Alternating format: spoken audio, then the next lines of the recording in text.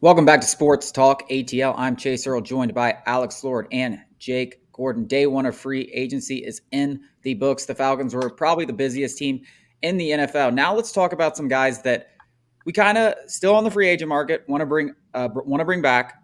I think the most obvious here is Caleb McGarry, who's probably the best tackle remaining on the free agent market. Yeah, we saw Mike McGlinchey get 17.5 million. I would not have been interested in him at that price point. I would have rather just drafted somebody that Skorensky out of Northwestern would have been solid. Broderick Jones out of Georgia, even Paris Johnson, Ohio State. I wouldn't have paid him that money.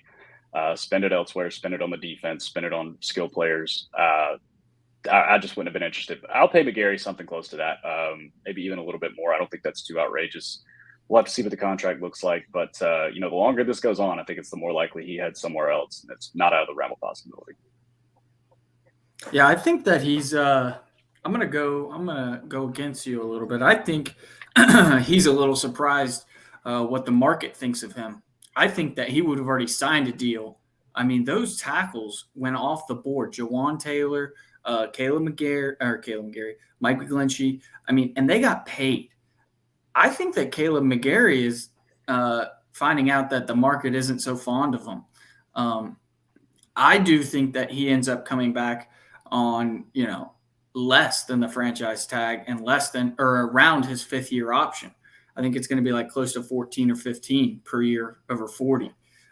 That's just a guess because there are no other options really Yeah. for the Falcons. There's unless, like you said, Jake, they could potentially go into the draft and, kind of wing it and potentially Yeah, that's a overdraft a risk. tackle. That's Get a boxed big in. risk.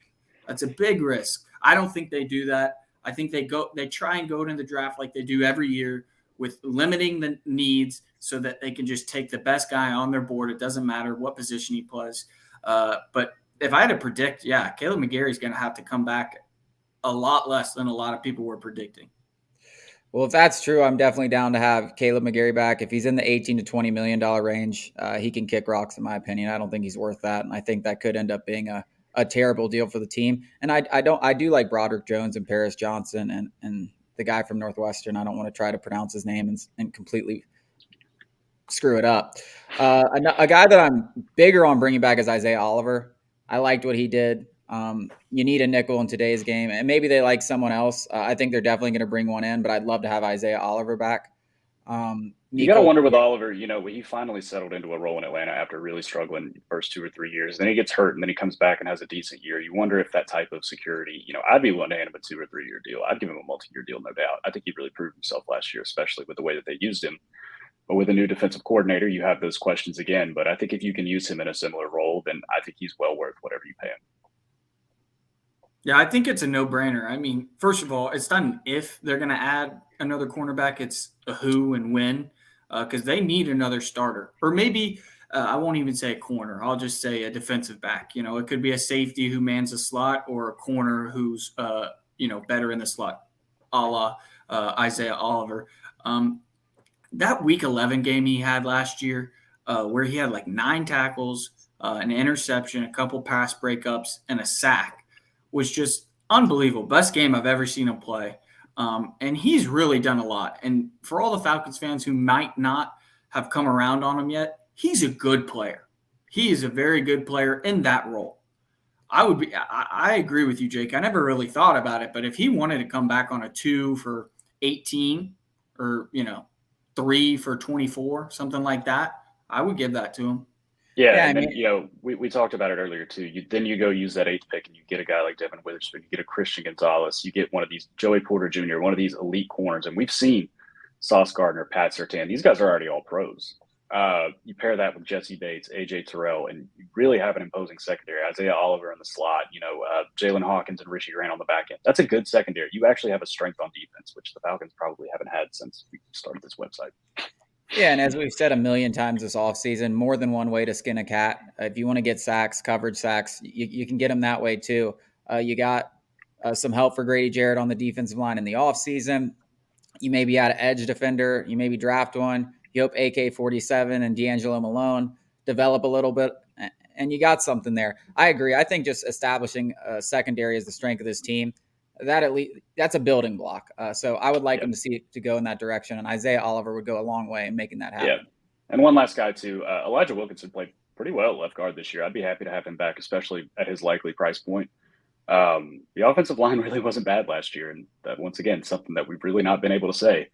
I'd be happy to have him back if you can keep that same offensive line together and maybe add like Ben Jones at center. I think that would be a strength, which once again, since we started this site in 2015, we've only been able to say 2 or 3 times. Yeah. And to piggyback that, I mean, any stopgap veteran on a cheap deal at left guard is going to be better than what, Jalen Mayfield could provide. So if you go that route, it doesn't matter. Jalen Mayfield, I mean, when do we cut him? I know that's a totally topic entirely. I think it still costs money right now, so it won't be right now, but I think next year they can get out. I just don't know how he's still on the roster. I feel like we've all just accepted, and I think even the Falcons know there's no way he is playing next year. Yeah, no shot. Could be our right tackle. What about Mecole Pruitt? We need like a 7th tight end. Michael Pruitt's solid. He's solid. He had those last couple games, he caught like 2 or 3 touchdowns in like 3 games. Yeah, he was a beast. Maybe one more tight end. I think right now you're with Jonnu Smith. Parker has Kyle Pitts and John Fitzpatrick. Zacchaeus is more than deserving of another contract. Yeah, third receiver. Yeah, third receiver. I think so for sure. Just for bodies, because it's fun to go out and spend on these guys like Jesse Bates, but eventually you got to have 53. Yeah. Well, it's going to be interesting to see what happens the rest of the offseason. I'm sure a couple of these guys will be back. Well, let's talk about some guys that have never been here. I got a few. I like Ben Jones. I already mentioned. Go Dogs. I think Alan Lazard would be a great pickup at receiver. Big guy, strong blocker, reliable set of hands. Feels like an Arthur Smith kind of guy. And then Arden Key. I'd really like to get Arden Key on the defensive line. He's on 26. I actually had really high hopes out of him. I thought he was going to be the first pick out of LSU the year before he went in the draft, but he's been a solid NFL player. He was good for the Jags last year. Yeah, I love Arden Key. He was up and down the Jags line of scrimmage, and he really broke back out. He struggled a lot before he got to San Fran, and then he, found his groove. And in Jacksonville, he found it even more. The Falcons need to add to the defensive line still. I mean, they still need to, regardless of where it is. Lorenzo Carter is not enough.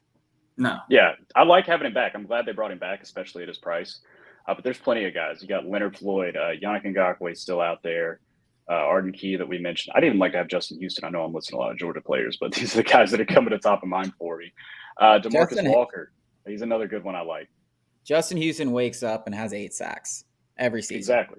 I have no idea how he's still playing. I remember he was around I feel like the dog days of Georgia fandom. He was one of the few good players when it was hard to be a Georgia fan, and he's still around, waking up and getting 10 sacks.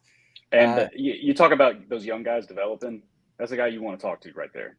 Yeah. My issue with all those veterans, like when you talk about a Calais Campbell and Justin Houston and guys like that, is like how much interest do they really have in coming to Atlanta and spending their last year on the Falcons? Who, listen, we're excited about where things are trending, but let's not kid ourselves. With Desmond Ridder under center with next to no experience, we're probably not contending for anything. So how much interest do these veterans really have in coming and being a mentor on a team that's probably competing to win 9 games, 10 games? Justin Houston's a Statesboro boy, so you can sell him a coming home type thing. I think Leonard Floyd is from Georgia, but he's another guy. He just got cut. I don't think Leonard Floyd's a guy you can hand some money to. I don't know how much, because there is the obvious Aaron Donald effect, but he's been a productive player. He's had 10 sacks, I think, in back-to-back seasons, but you don't want the Dante Fowler 2.0 experience if you're going to hand somebody a big deal. But I'd like to have Leonard Floyd. I like these guys. I just think he a couple, more than one. Unfortunately, I'm going to be a pessimist. I think that they're really going to try and depend on Arnold Ebiketie, which is so disappointing, because that means Lorenzo Carter is going to be, the guy again in the room, and the guy can't fucking put up, more than 5 sacks to save his life. Listen, the guy does a lot of little things right, defends the run, gap integrity. The guy does all the little things right, but, when it's third down, the guy can't get after the quarterback. And maybe, the Falcons, instead of going, we're going to have 2 double-digit sack guys, we're going to have 5 guys with 5 to 8 sacks. So maybe that's it works for Georgia. It works for Georgia. That's the Georgia way of doing things. There's a couple guys that I've mentioned, lower profile guys that are still been very productive. Charles Omenihu out in San Francisco is the name that comes to mind. Arden Key is another one of those guys. Just guys who can chip in. Part of having a good pass rush is having an actual rotation. Having that Yes. one guy is nice, but you got to have more than one guy that can actually be competent in that area. Yeah, that's a great point. The rotation is still lacking. Like I love the David Onyemata addition. Him and Grady Jarrett and Taquan Graham are going to be a hell of an interior rotation, but they still need more. They don't have a true nose tackle, and you can find any 300-pound guy on the street to just clog up some run lanes. So that's not very worrisome. But they still need another defensive end, and then another outside linebacker or edge defender. I mean, that defensive line is still not doing it for me. I think this is what makes it so intriguing about now that we've spent the bulk of our cash, but we still have a little bit more to spend, is how Terry does spend it. Because if you look, this is kind of the situation he was in the last 2 off seasons where you got to make something out of nothing. And he did make a lot of good moves with little money. So can he do it again now that he's signed the big guys? Can he do it again now when he has 10, 15, $20 million left to spend at the end of free agency and still find 3, 4, or 5 good players that can come in and contribute in different roles and have a big impact on this team? Because that's going to be the difference if this team is going to really, put themselves at the forefront of the NFC South or be kind of the same team they were a year ago. Yeah, and there's still plenty of guys out there, especially in the secondary. I really love Taylor Rapp from the Rams. Corners, safeties. I still wouldn't be opposed to adding. Keep adding. That's my thing. I want as many new bodies in here as possible. That team last year, I didn't really care if 95% of them walked. I really didn't. So I just want some new faces, and we need some new guys in there. We need some fresh blood. And you got a lot of draft picks, and I want the luxury of being able to spend those draft picks wherever on the best player, whoever it is, because that's what the good teams do. One name that hasn't been brought up because he's not a free agent is Corey Davis. That's a wide receiver too, right there. It's just perfect. It's expected the Jets are going to cut him. I feel like they would have done that already. New league year is tomorrow, Wednesday at I think 4 or maybe 12. So it has to happen before then. One would think at least. So that's a guy, Falcons fans would love to have him because he's not going to break the bank. He's already thrived in Arthur Smith's system, and he would be the perfect complement to Drake Davis or Drake London. I would really, really like to get Adam Thielen as well. He's a guy that's done it year after year after year. He is extremely consistent. He's probably on the decline a bit, but he's still going to be a productive player. I think Adam Thielen would be a stellar pickup. Yeah, I agree. I like the Thielen pickup too. It's another one of those scenarios where does Thielen want to come in and spend the last year of his career? I don't think he's that old. He's like 33, bro. He's 32. Yeah, I mean, still, yeah, he's getting up there. Still, he seems like a prototypical Eagles signing to me. Like I just feel like he's going to end up in Philadelphia.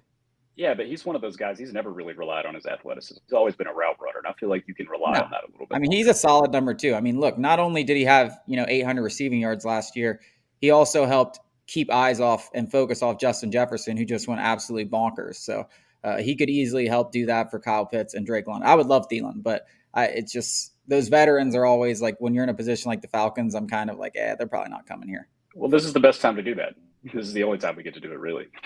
Yeah, no, you're not wrong.